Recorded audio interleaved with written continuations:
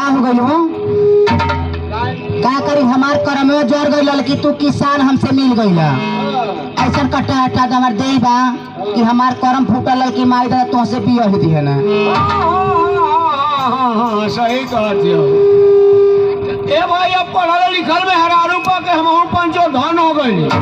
एकरे इतना हमारे घर में ना ही केहू पढ़ले बा ना तो फैशन इनके ऐसा हमारे घर में केहू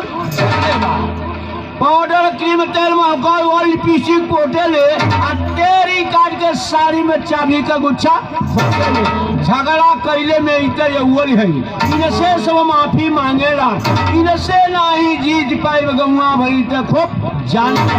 हमहू के नहीं कब कुछ सेटेली जब सिरे भवानी आवे वो झोंके में जे पड़ जाला उनके खूब बना इनकर रणचंडी रूप देख के हमहू तो पंचो सन्न हो गई आ पढ़ल लिखल में हरारू पा के हमहू पंचो ये हो तब नहीं खटिया पर से उठते चा मंगावेली यही के होला वही की बैकवर्ड बतावेली जरीमरी के जवन कमाली फैशन में खूब उड़ावे अपने छाने ली मस्ती हमके नेबुआ नून चटा हवे अरे कवन पाप हम कैले रहनी ऐसा में हरारू पा गई एकरे घर में औता हमन घर भर जुड़ा गई का हम ऐसा के पापा के का हम ऐसा के बबुआ के का हम ऐसे के दादा के पसंद हो गई अब पढ़ल लिखल में हरारू पा के हम पंचो इसने हमार किस्मत जर गई कि हमार किस्मत जर गई कि हमार दादा साल हमले जाके नहीं पढ़े तर के बियाह कर दिया। अरे ये वाली पढ़े तर बोलनी है हो तर बोलाइबू कोनो नहीं पढ़े का चाहे कोनो बड़ा होशियारे के चाहे बड़ा चोखारे के बड़ा के हमसे कौन गल हो देख टूटा मत अब पूछा तो नहीं खे बड़ा आप यहाँ नरम कर दे जानता जौन रहिए जाने लोग का कहेला बताई का कहेला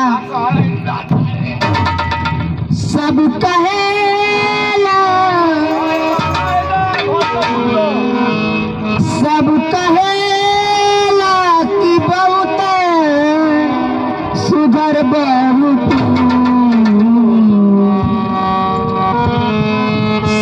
कहेला कि बहुत सुगर बारू तू ना लागे न काटी लागे न काटी मरिया लागे न काटी मरिया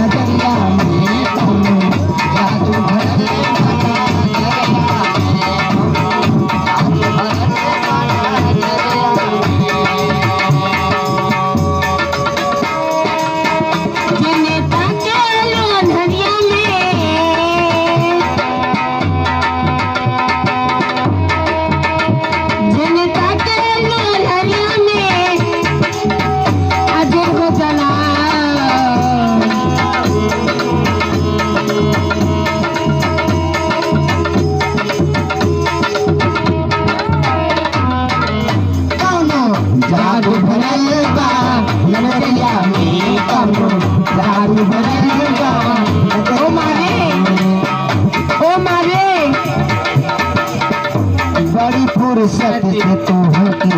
बनौले खुदा। ई मारे बड़ी फुर्सत से तुहके